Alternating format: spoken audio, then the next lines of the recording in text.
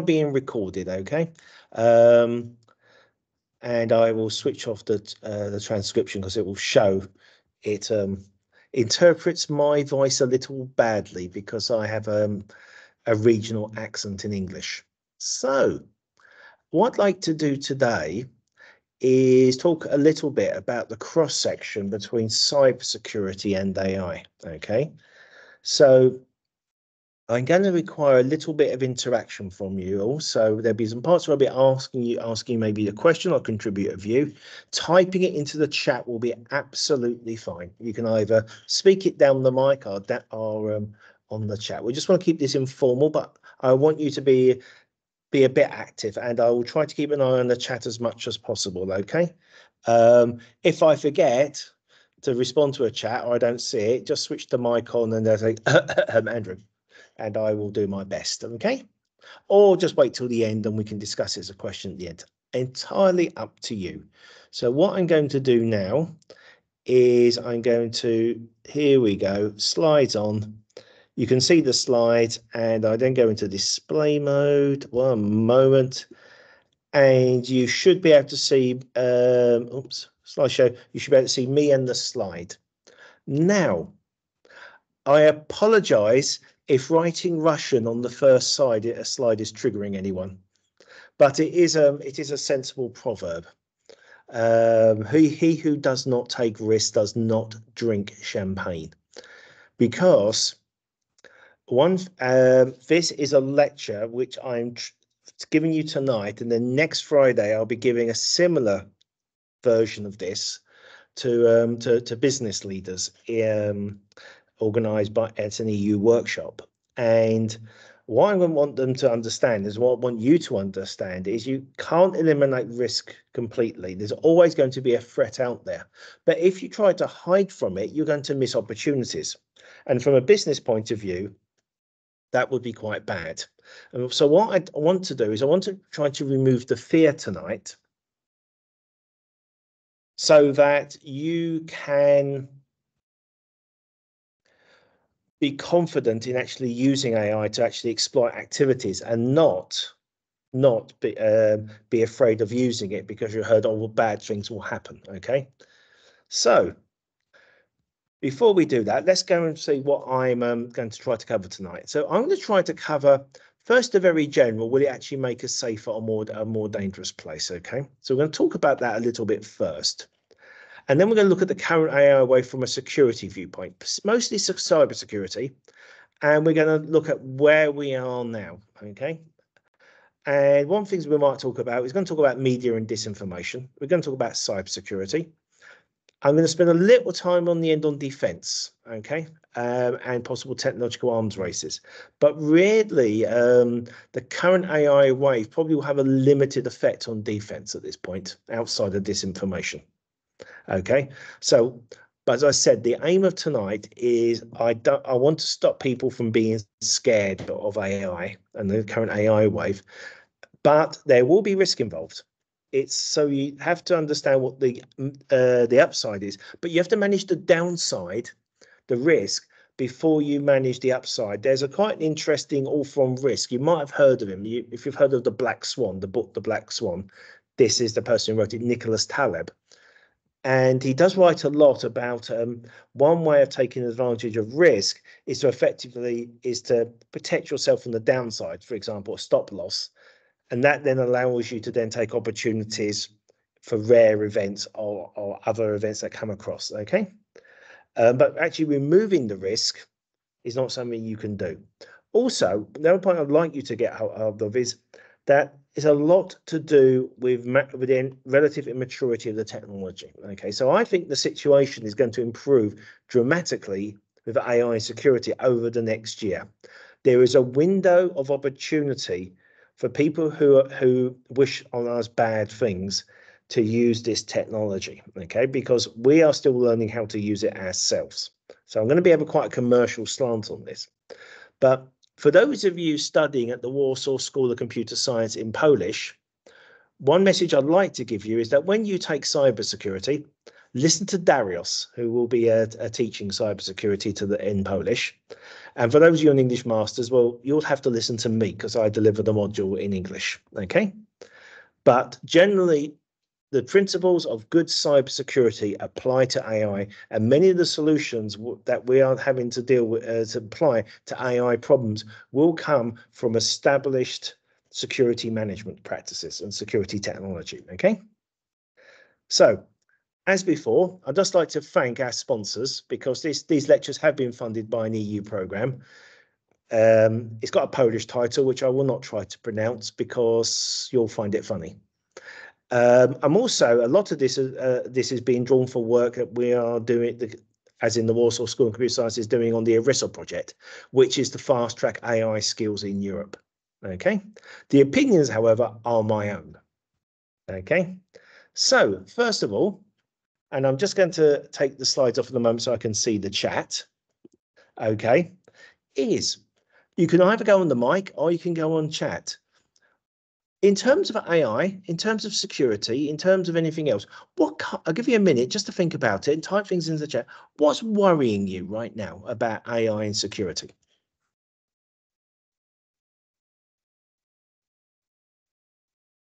Anyone?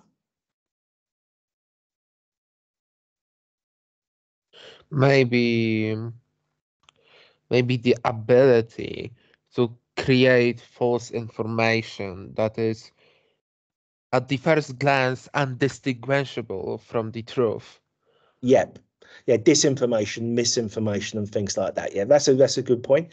Anything else that anyone might be concerned about? You know, I know some of you, even as students, are working in the IT industry. So, what kind of concerns have you seen around AI and security?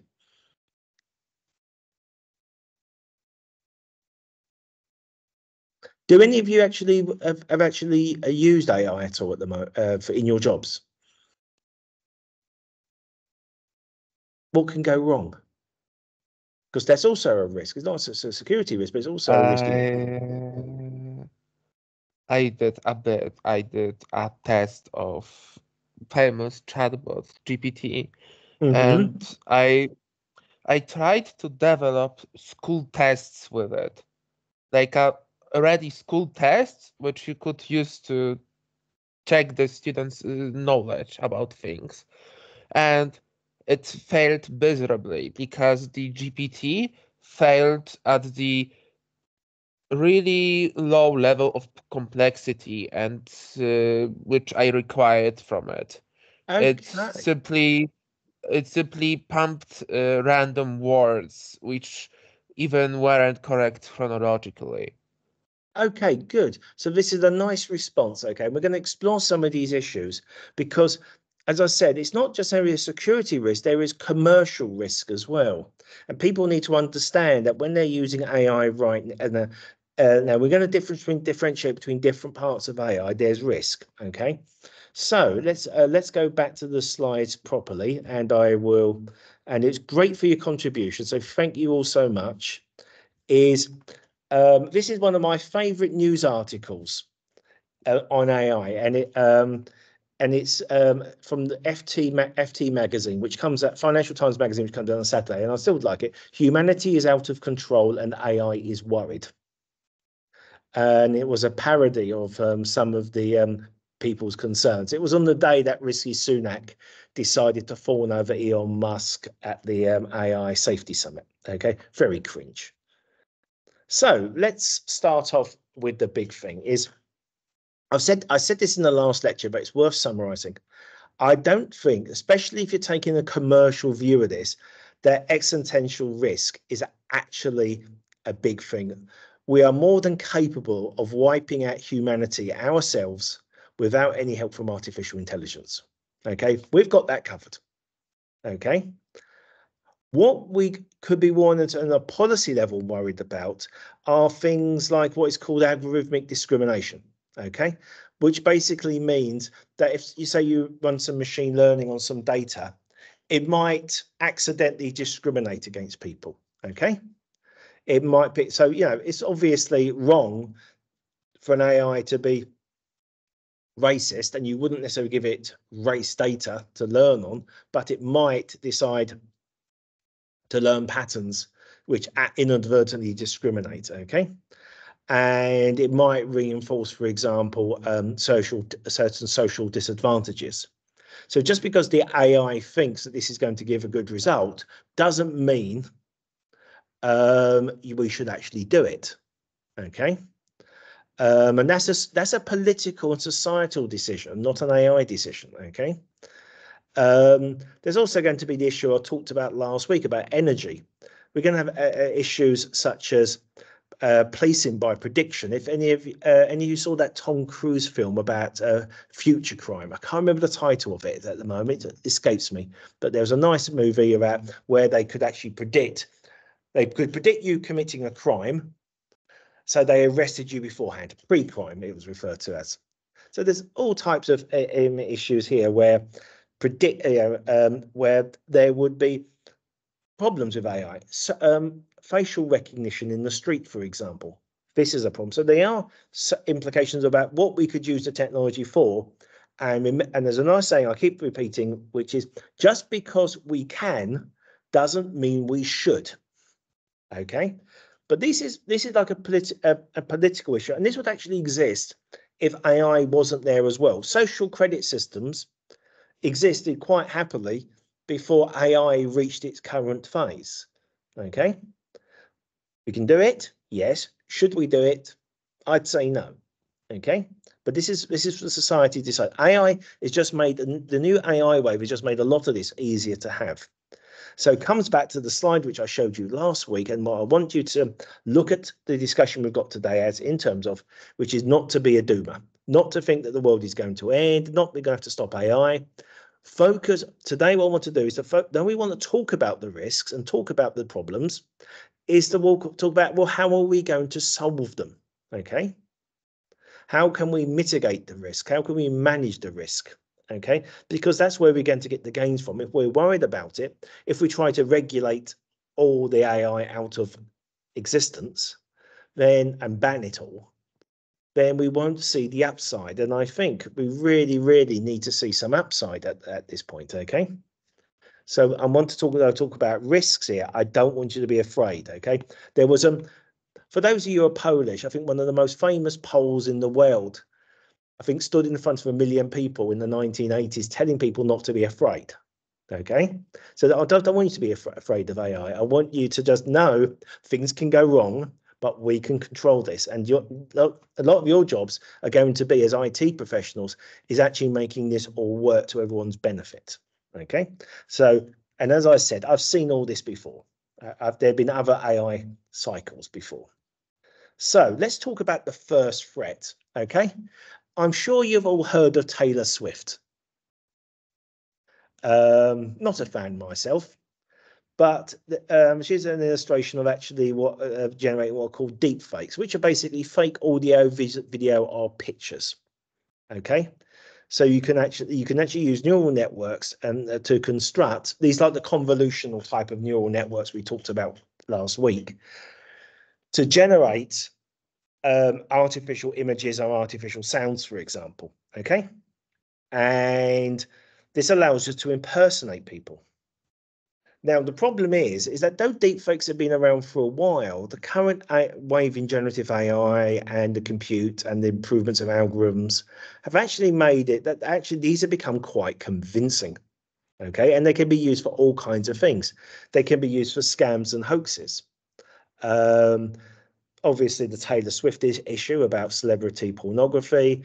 What about election manipulation? What if, say, another state actor decided to release a video of maybe one of the election candidates talking about something quite naughty, but it was fake, but it came out 2 days before the election, so there wasn't enough time to counter it? Okay, social engineering. So all these types of things can be achieved if you can impersonate someone. Okay, and now you might ask, well, yes, Andrew, this is fine, but as an IT professional, I don't need to protect pop singers. and I don't need to protect politicians. Why is this my problem? Well, it's a problem because it's also a cybersecurity risk, because a large chunk of cybersecurity attacks is actually attacking through the humans. Social engineering attacks, they're referred to as, okay? And impersonation is a common type of social engineering attack. Now, to give an idea that this problem has been around for a while, I'm sure there are earlier, but the earliest one I could find was in 2009, where they used an audio deepfake, a real-time audio deepfake. So somebody picked up the phone and they sounded exactly like their boss. Okay. And the call was so convincing that when the chief executive officer got the phone call from the Hungarian supplier, he actually ended up authorizing a transfer of $243,000 to the scammer. Okay. So let's have another example, which is more recent. Again, another deep fake voice came up and actually called somebody in Dubai, in the UAE. Okay. And in this case, they actually stolen around $20 million. Again, similar idea. We called the people, they believed you. Oh, it sounded like somebody I knew. Okay, and in the last month, and by the way, not to scare you, but I was updating these slides until yesterday with new case studies. Okay, I'm trying to give you the latest case. The latest case that I could find was advertised early this month, and basically somebody called the chief financial officer in Hong Kong on a video call.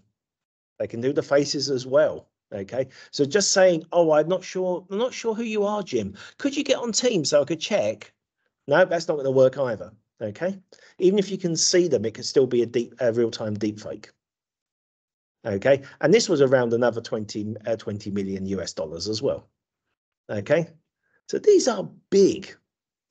So what I'd like to do is I'm just going to, again, just stop sharing for a moment so I can see the chat. Is I just want to get some ideas from you to say, well, how could we deal with this?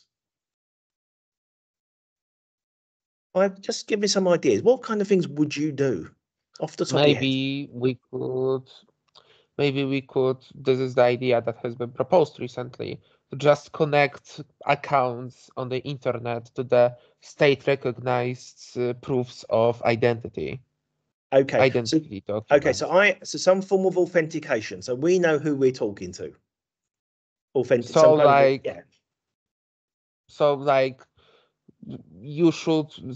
the idea that ID should be connected to the accounts on the internet. Yeah, it could do that. And I mean, if that didn't exist, we could have some kind of authentication mechanism. Okay, so I'm getting a call from somebody in my company. Well, if it's on my Teams, they've had to log in and therefore be authenticated, yes. And of course, to get into Teams, you can have 2FA and things like that. Or if you're not, if it's just a phone call, or it's your bank, the bank will say that if we call you, something will come up on the app to tell you that we are calling you. So yes, there's some other one. And for example, we have that in Poland, that every phone number has to be connected by ID to someone, by the state-issued proofs of ID. And maybe we should do something like that on the internet, like Facebook account could be connected to proof of identity. Yeah. And I say that maybe, but it has its downside of simply increasing government control of internet. Government control and privacy, but we can do authentication without the state. But yes, you are correct. And this might be a solution and depending on the culture where you're from, this people will be more or less willing to adopt this solution. So, for example, privacy rights are actually a very important issue in Germany, whereas in some countries they just don't care that much. The US is incredibly lax with security. Okay, is there anyone else?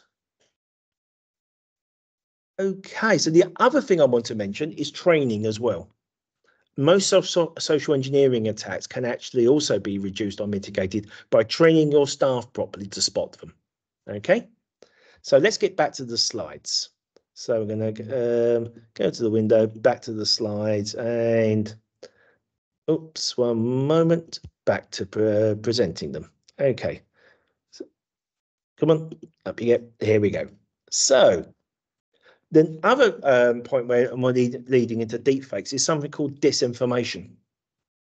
Okay, you've heard of disinformation, and actually I'm going to say something to you because you're mostly polls on the audience, which is I've been reading a number of I've been reading papers on disinformation for a number of years. Okay, and even before AI came about, if you ask polls about, well, we know the country that produces the most disinformation, it's Russia, right?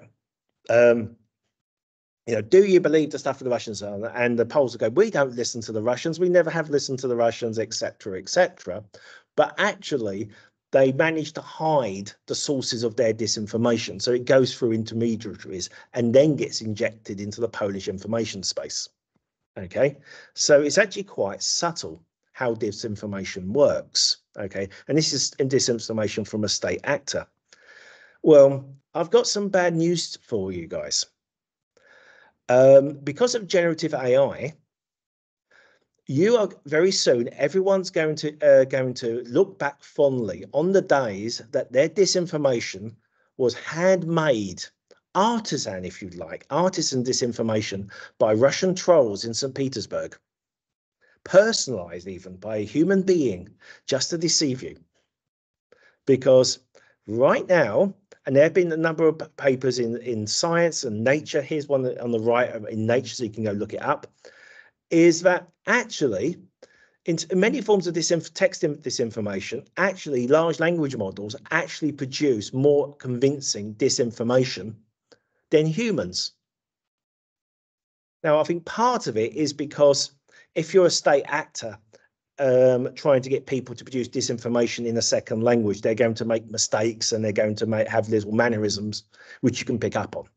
Okay, if somebody writes more than a few hundred words, I normally can tell you from what part of the world they're in and roughly which language group their mother tongue is in. Okay, because of the way they use English. Okay, so there's a lot of work on automating disinformation. Okay. A lot of concerns about we can use large language models and also the other generative AI to basically automate disinformation. So there probably will be a lot more of it, and unfortunately, it's probably going to be better because some of the really bad disinformation, with grammatical mistakes or little flourishes, you go on Twitter and go, that's not written by a Polish person. They wouldn't write it like that. But I see it in English. Nah, you're not from the US. Americans don't write tweets like that. Okay, so you can spot this. It's going to get harder to spot. So this is unfortunately some really bad news. But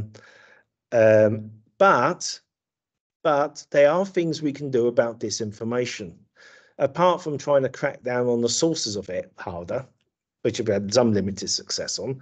The other thing is education. It's trying to teach people not to react with their emotions, which I know is difficult. To look at things, to think that, well, maybe somebody is trying to ignore you. And I'm also beginning to think that a lot of the younger generation are actually more immune to this. It's just basically just switching off on this kind of clickbaity type of shock information. Okay. So I think because as there'll be more of it, people will probably just start ignoring it anyway. There might be a peak. But again, you're going to ask me, but Andrew, yeah, okay, there's going to be state actors and they're going to be lying about things like elections and trying to stir up controversies about vaccine, chemtrails, name your bit of disinformation here. But I'm working for a business, okay? This doesn't seem like a threat to my business, okay? And this is where I'm going to tell you that it's probably going to be soon. Because so far, because the resources required, disinformation has only really been something that's been done by state actors. And they're normally the targets of effectively the public in other countries, elections. They're trying to stir up controversy, etc. What haven't been doing is really targeting businesses. But it's quite possible, especially now that the cost of disinformation is being reduced, that disinformation could be targeted at businesses. And this has been talked about in around 2020. There was an article in the Warsaw-based think tank, the Warsaw Institute, which writes a lot about disinformation in English and in Polish, talking about the disinformation threat to private and state-owned businesses in Poland. And there's been a more recent study by PricewaterhouseCoopers, that's the infographic on the left, around how disinformation could work in the corporate sector. So it could be things like fake news stories, deep fakes, for example. And that you can use these to attack companies. You can use them to affect their brand and reputation damage, for example, okay, and financial losses. And here's the bad news, is one of the reasons why we're probably not seeing so much disinformation, automated disinformation as yet, it started, but it's not flooded, is because the access of the state actors and the criminal gangs to compute, okay? But this won't last forever because the algorithms are getting faster, they're getting far more efficient over time, and access to compute, enough compute everywhere will be there. So, yeah. So for example, yes, we can only now build as much compute as NVIDIA can produce chips, but that will not be the case in 5 years' time, or 10 years' time, when, say, the Chinese can now build maybe AI processors that may be 5 years behind, but in 5 years that will be fast enough to do some actual real disinformation, and the Chinese will sell to people that the Americans won't. Okay, but to have a look, if you want to have a look, it's really scare you, is you can buy disinformation as a service now. It exists. Commercial, you can buy the ability to do commercial disinformation. So people can actually get bot farms to spread disinformation and fake information about your business. Okay, so we're going to talk later about what you can do about that. But for the moment, I just want you to keep that in mind because we're going to do a little bit of a case study and an exercise. So I've now talked about the things that could affect a business or an organization, irrespective of whether the organization even touches AI. Okay, you could decide, I don't want anything to do with this AI stuff, and you could there's still a risk involved to your business, okay, because the AI is out there. Let's talk about actually deploying AI. Now, I'm going to contend that a lot of the cybersecurity threats around the technology of AI, so this is a threat to the business if you decide to use AI, is actually due to, in many cases, the relative maturity of the technology that we're using. Okay, so as I mentioned last week, some conventional machine learning applications have been supercharged by the new algorithms and the extra compute, etc. So things like data science, things like checking if your loan's good, credit scoring, automated translation, fraud detection. All these things are mature technologies. We've already deployed technologies like this. We know how people could attack them. We know what can go wrong, and we know how to protect ourselves against the downside.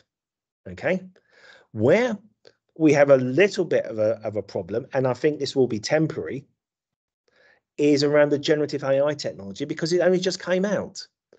And we have a slight problem here, because when we had things like data science, credit scoring, etc., this wasn't the hot thing in the news. These were not things that all chief executives were being asked about by their board. So the board goes in, has their annual meeting, and the board gets saying to the chief executive officer, and what are you going to do about AI? And then the CEO goes, we're going to launch a new AI product. We really are. We're going to do it in 3 months. So what happens is the chief information officer gets a phone, basically looks white in his chair, thinking, Christ, how am I going to do this in 3 months? He gets ordered to produce a prototype, which his team promptly does, produces a prototype. And then 3 months, like 2.5 months later, the chief executive looks at the prototype. Oh, this is cool. Great, fantastic. Deploy it. And then IT go, oh, wait a minute, it's a prototype. It's not safe to deploy it. And the chief executive goes, oh, don't give me problems, give me solutions. And then they deploy it. So that somebody's got their mic on. I can hear you. So this is a very recent thing. So what's really happened is we don't know for generative AI how to build these things reliably yet. So as I said last week with the example of the DPD chatbot, you can deploy stuff which looks like it was prototype, deploy it, and because we're not used to dealing with the downsides of it, okay, bad things happen. Somebody's got a baby in the background and their mic on, just so you know. And so there's generative. So we have this problem. We discussed this last week, and and this is the problem because there's such a because AI is such in the news, and companies are under pressure by their boards to react to it.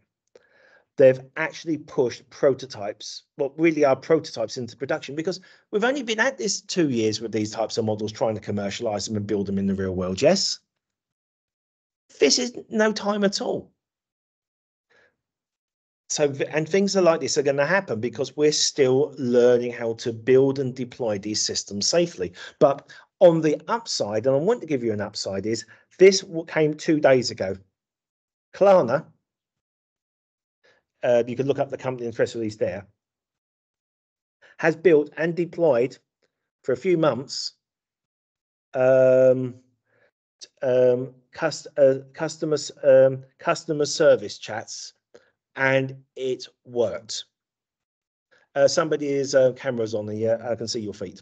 The customer service, and it can handle 2/3 of the customer services chat in its first month. And clearly, nothing embarrassing has happened. Okay, it has not sworn at the customers. It has not told the customers that it can have stuff for free or anything like that. Nothing bad, because if it had, we would have found out about it. Okay, so it's clearly possible, because the Klarna example showed it's possible to produce something that actually delivers good commercial value. Okay, and probably in a year or 18 months, I think we're going to draw the lessons from case studies like this, and we'll be able to hopefully more reliably and consistently build generative AI applications which are commercially safe. Okay, but right now, because we've only just had this technology, we're going to be making a few mistakes as we figure out how to make it work. Okay. And now one of the things that happens with large language models, which is a problem, it's a problem. Again, it's a problem with commercial risk. Okay, it's a downside, but it could also be related to disinformation as well. And I think it was mentioned by implied by one use. We call it hallucination. In other words, ChatGPT, language models and other models make stuff up. So here's the one at the front. Talks about crossing the English Channel, which is a big piece of sea between the UK and France, entirely on foot. Wonderful. I don't care if he's German, he's not Jesus. He's not going to be able to walk on water. Okay. So that's the first thing. That's the first example. The second example was this, and this was done by Gemini, where they talk about the Romanian protectorate in Togo in Africa. Okay. There was no Romanian protectorate in Togo. Never happened. Okay. This was all made up. So where did this come from? Why do these things hallucinate? Well, sometimes part of it is because the system doesn't actually have understanding. But another reason is that the system often, especially if you set what's called the temperature low on the large language model, is that it kind of retrieves what it sees. And somebody tried to find out, well, where on the internet did it mention the Romanian protectorate in Togo? And somebody found an alternative history site And so history happened differently. You know, maybe the Germans lost World War One, World War One, or something. Okay, and he was discussing a Romanian protectorate in Africa. That's where it came from. Okay, because if you put a prompt in certain ways, what it will do is it will generate the most likely. Okay, the most likely response to a sort of sequence of letters is to complete the article that is in. So if I say Romanian protectorate in Togo, the most likely thing it might generate is that there's the article on the internet about a Romanian protectorate in Togo. It doesn't know that it's true. All it knows is that it's seen it on the internet. And as we know, everything on the internet is true. Of course it isn't. Okay. And here's your problem. So the first problem you've got with these systems actually making stuff up is the quality of the data that you feed it, because a lot of these foundation models have been trained on the internet, and the internet is full of lies and misinformation and stupidity and prejudice and everything else. Okay, so that's the first problem. The second problem is this, is that even if we gave it clean data, they are good arguments from machine learning theory. And here's one example paper on the left, and the archivix number is on the left if you ever want to find it. But unless you really want to read a paper full of maths, I maybe want to avoid doing that. But I read it for you. It's a sound argument. Is that no matter, you're never going to get this hallucination rid of it completely, even if you have clean, correct data and there's nothing false written in the training data you give the LLM. There's still a chance of hallucination. You can reduce it. You can maybe reduce it very small. It's like a plane, like when you build an airplane. There is no guarantee that the airplane won't snap in half because of metal fatigue, yes? But we've got very, very good of engineering systems, so this does not happen. Or if it does happen, it's so rare, we don't need to worry about it. Okay, so hallucination is a problem, okay?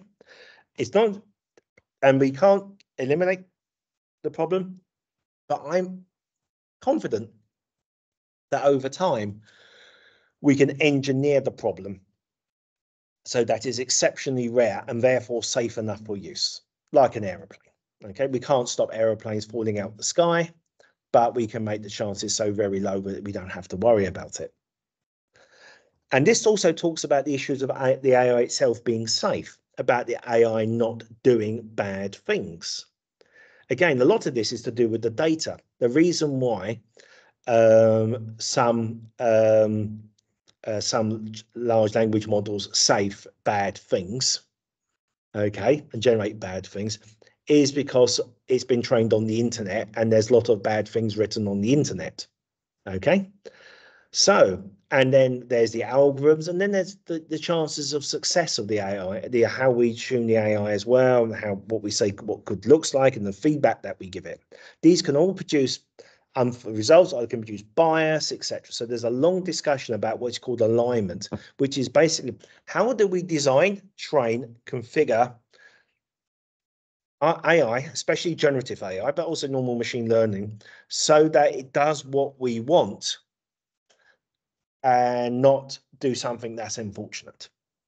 Okay, now what unfortunate is, that's a societal decision.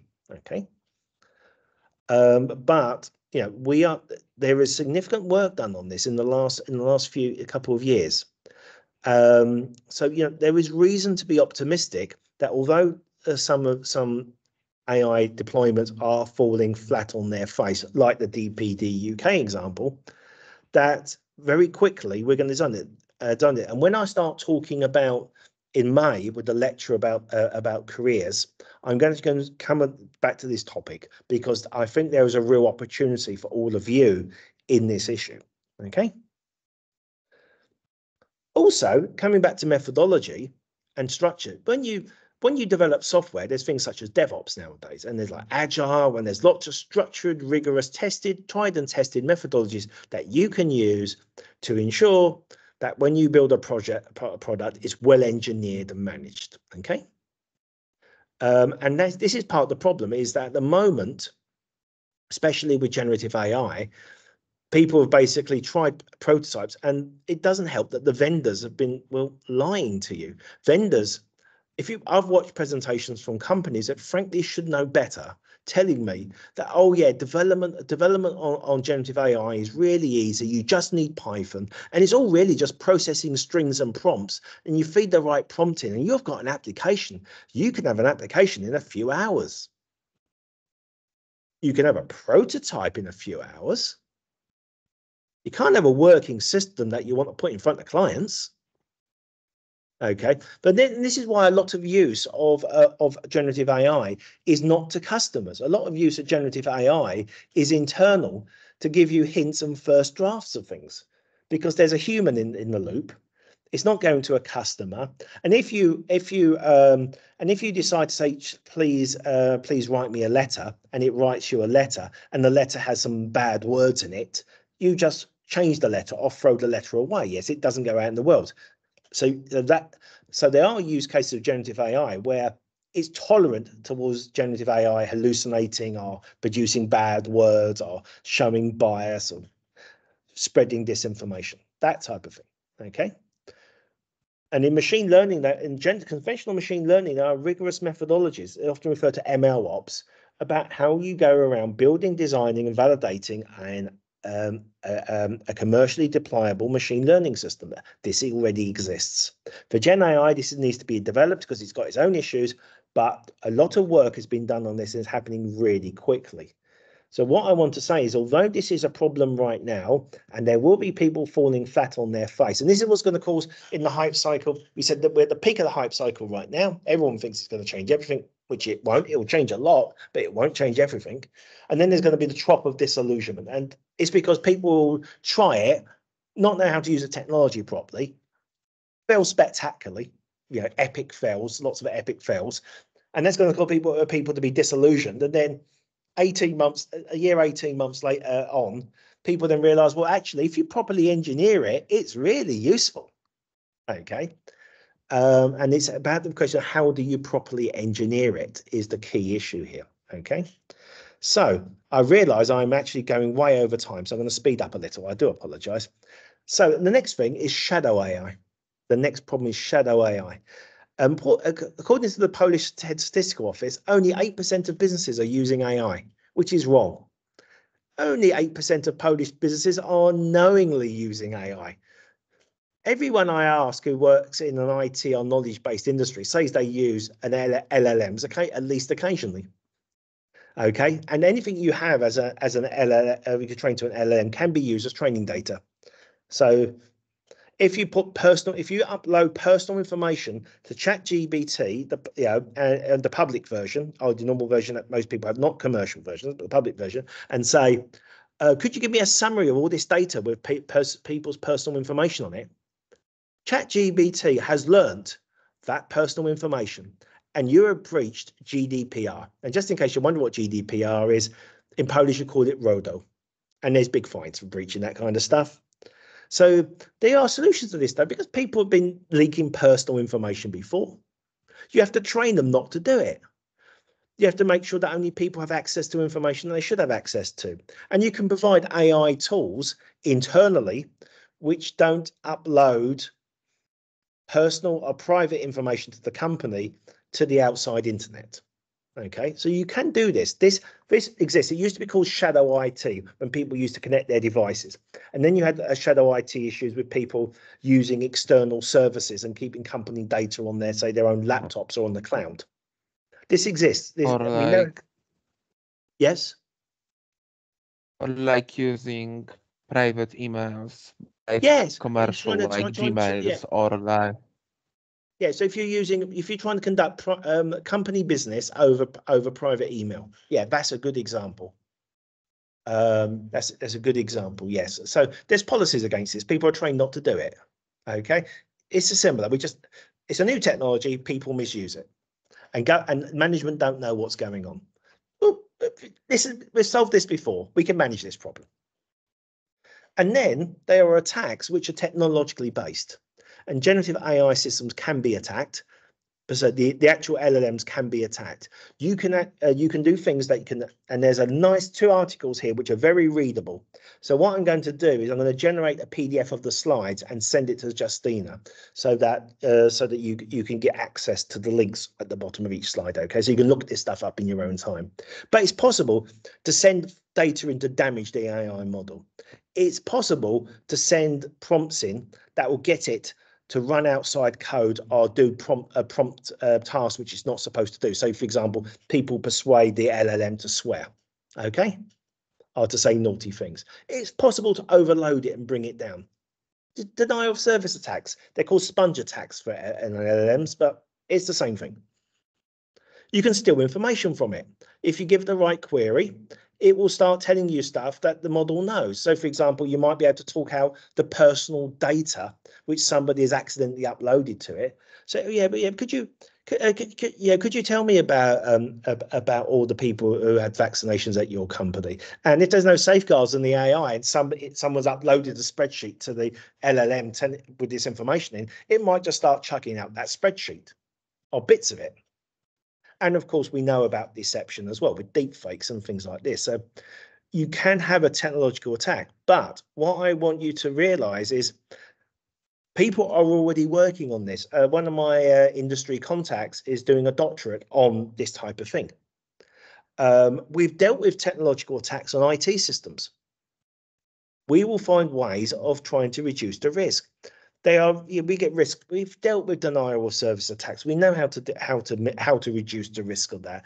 We've dealt with people doing injection attacks, because this is an old-fashioned injection attack. It's called an SQL injection attack, where somebody doesn't clean the inputs on the website. You can type a bit of SQL in, and the system then executes the SQL when you typed it in on the website. It's easy to deal with this, is you just check that nobody's typing in SQL into your website, into the name fields. So here, son name, Robert, drop table students. And those who've done SQLs will know that basically means delete the table called students, and then they've lost the student records. How do you deal with it?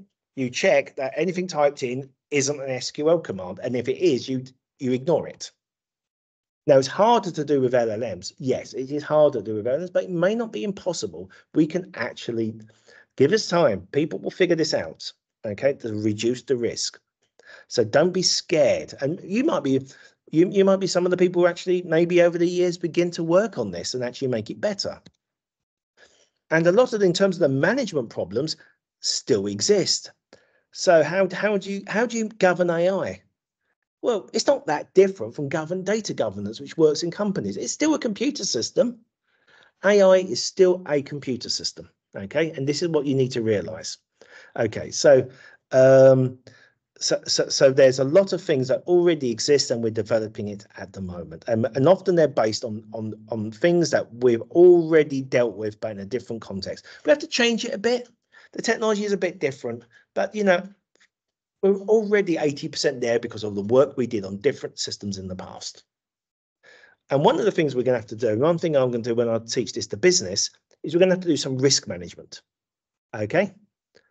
Because if you haven't taken the cybersecurity module yet, one of the things, if you take the English version, I'm sure Darius does the same, is I get people to fill in a risk register. And not people who actually deal with cybersecurity, maybe not in cybersecurity professionals, but actually deal with like product owners, etc. A lot of time, one of the ones I know works for a bank said, what do you do mostly with cybersecurity? Well, we write down a register of all the risks, and we identify all the risks, and then we write down what we're going to do about them, and then we meet very often to make sure somebody actually has done what we said we're going to do about them. So if you write down the risks, okay, what bad could happen, and then what can we do about it, and then revisit that often, your risk drops. These are just basic risk management things that most companies know about, okay? And it's a fundamental part of defensive cybersecurity. Is you find out what the risk, how they can attack you, and then you start looking at ways, well, how can we plug the gaps? How can we reduce that down? And of course, this is a good way of looking at it. Which is why I'm trying to say those of you on the Polish program is listen to Darius, because if you can understand how you manage risk, you'll be actually well placed to deal with the EU AI Act, which I'll talk about more in May.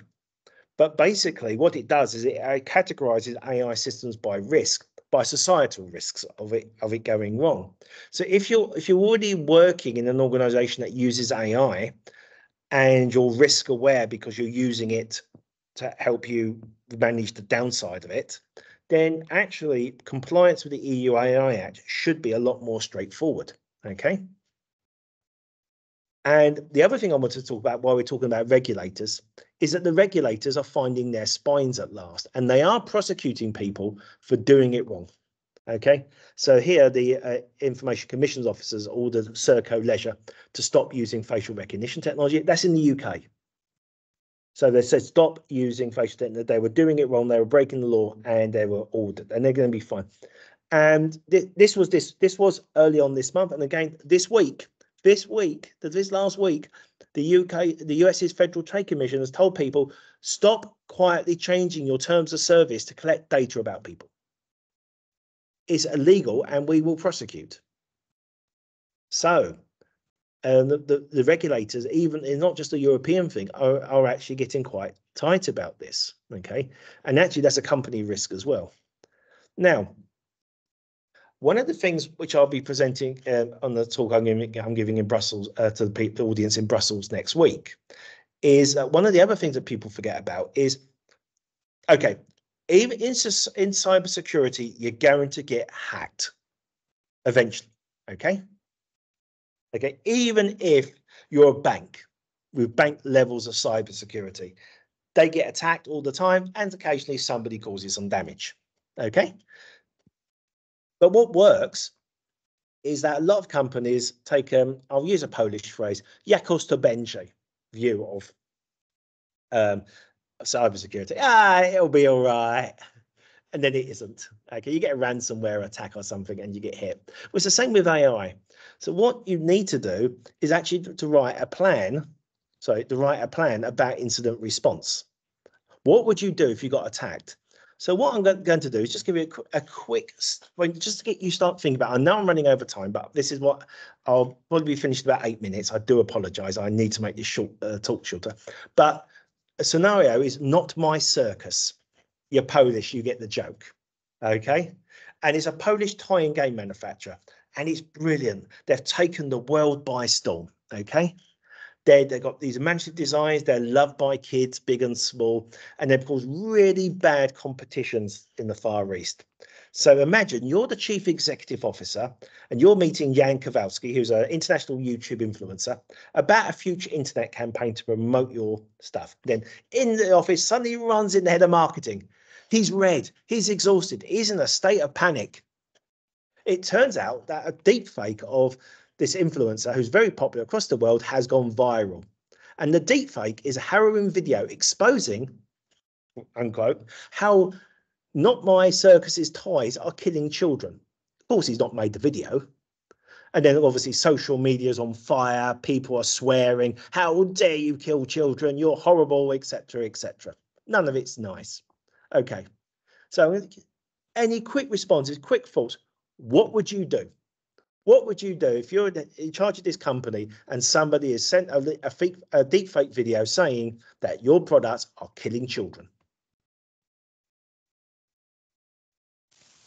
Maybe we should show the government licenses legalizing the sale of these products. We should show the proof we get from the government, the license we get from the government. Oh yeah, I mean, you could show that, yeah. You could get out press releases. You could get the celebrity on for example, on TV to say, I didn't produce that video. I really didn't. It's a fake. But what I'm going to tell you is this. Yeah. For example, there's lots of things you could do, but here's the point. Your response is going to be much, much, much better if you thought about what could happen first, than trying to make up a response as it happens.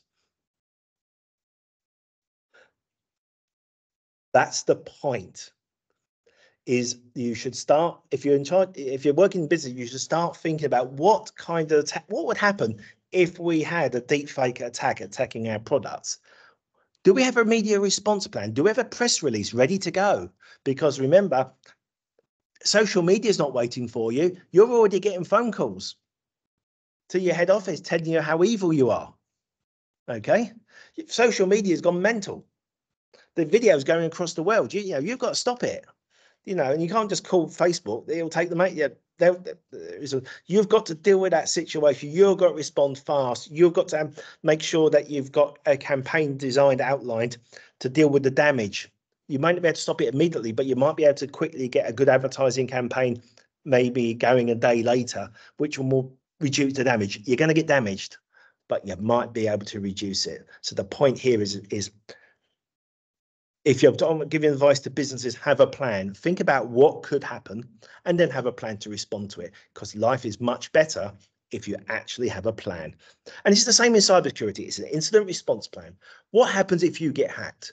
Because if you get hacked and you do not have a forensics online, if you do not have a cybersecurity lawyer that you know, it's going to take you half a day to find these people, right? It's going to be much better for the business if you know that these people exist and you have their phone numbers already. So so you plan, you say, well, what happens if the worst happens and what can we do about it? Because that will reduce the amount of damage that you will get. Okay, so we're going to go back onto sharing. Oops, sorry, share again. And here we go, PowerPoint. So here we go. Okay, so we're going back onto there. Okay. So we're back onto the slides. So here's some quick advice is how you can actually get some help. Now, I'm going to take this very brief because it's not so much responsible for you, but if I was advising a business person, a small business, not a bank or anything big, but a small business or an NGO, I would actually say, look at your insurance policy, because a lot of insurance companies often include cybersecurity as part of their insurance, or you can add it on. And one of the things you get when you have cybersecurity is you get access to a helpline, and this insurance company will give you advice on what you need to do to write good incident response plans and things like that. And they will give you advice. The helpline will help you if you get attacked. And this is a cyber attack. So if I was advising a small business, I'll just say, well, look at some cybersecurity insurance, because often bundled in with that is some basic consultancy. Okay, and remember, small businesses do not have a large amount of cybersecurity expertise. You know, not everything can be like the banks or the military. Okay, so and now we're talking about the military. Just a few last slides. Just want to quickly mention defence issues, and I apologise for running over time on this talk. There is going to be an arms race. An arms race is when every country is trying to overtake another. Okay, right now the US and Europe have a lead, partly because the US has an effective monopoly on the computer stuff. Okay, it's got the best access to it. It can restrict other countries getting access to the really good chips. Okay, but the advantages, especially with state actors using these things for cyber attacks and for disinformation, would mean that state actors are going to try to get themselves using AI to do things that are unfortunate and difficult. Now, a study, and this is the infographic on the right by the audit office of the US, basically show that if you're worried about fully autonomous ships or fully autonomous aircraft, etc., there's nothing to worry about yet, because as far as they're concerned, we're just at the level of maybe recognizing things, which is still useful from a military point of view. You know, we can automate surveillance. They can automate battlefield intelligence. They can do recognition on site, so it helps the data fusion on an aircraft, etc. What is all good, but we are nowhere. They don't think we're actually anywhere really near actually getting to a point where we'd be able to make things that are autonomous. Okay, so this is not a concern. When advanced robotics becomes a thing, then yes.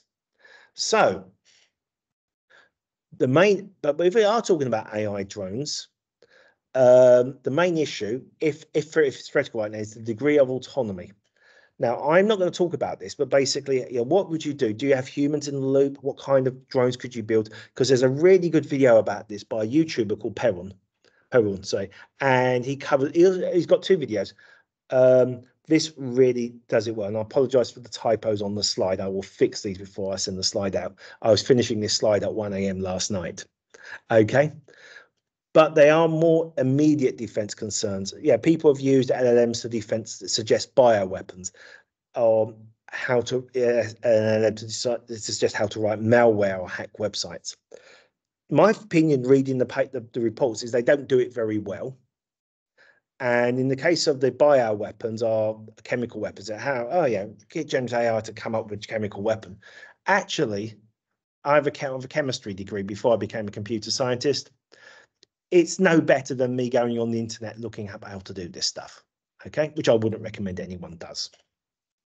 So I just want to quickly cap off, saying before we get into questions, is in May, I'm going to resume the talks and we're going to talk about how the economy and the business can profit. So there won't be some more talks in English in May. But for now, I'm going to stop sharing and invite any questions. And again, I apologize for overrunning by about 15 minutes.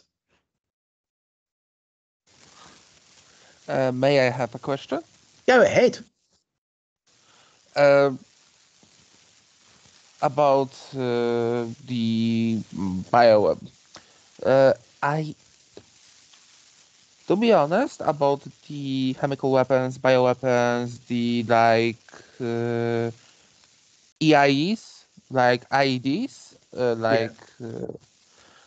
maybe the threat may be that the AI could get the reliable informations from the web about these and just make it easier to get them into the ClearNet. Yeah, may that be true? It might be true, but just coming up with something that looks like a credible design is not enough. I mean, you've got to make the stuff, you've got to get the ingredients. Good luck with that. Look, I can tell you now that if you do not do this. Do not do this. But if you go and buy some fertilizer and you go and buy some diesel at the close to each other in time, and you're not a farmer, you're going to get visits. Yes, I know about this. I've kind of read about this. Yeah. Yes, but I thought like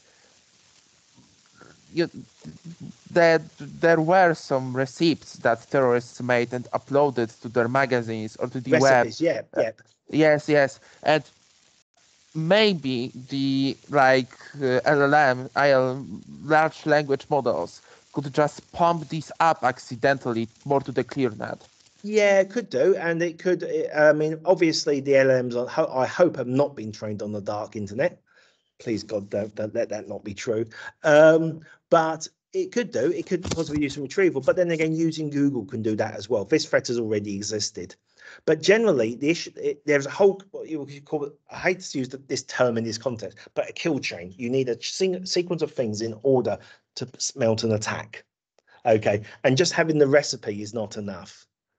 You need, I mean, I've done it. I did a chemistry degree. Okay, I know enough physics and enough about uranium chemistry to understand how to make a nuclear device. Okay, because everyone who's done a chemistry degree or a physics degree knows this. They know how these things work. Okay, but we can't go and make one. We have to source the materials. There's a lot of engineering knowledge, etc. It's an incredibly expensive undertaking, even today for a modern country. It was fatally expensive in the World War II. Only the Americans could afford to do it initially. The Russians could only afford to do it because they copied the Americans and they got hold of some secret documents. It's a whole bunch of infrastructure you need to actually do this. So actually, it's a threat that's counter. You just watch the infrastructure. You watch people trying to acquire ingredients or people trying to acquire expertise to do certain things. And if that movement starts happening, you know that something's up. This won't make it much easier. Does that answer your question?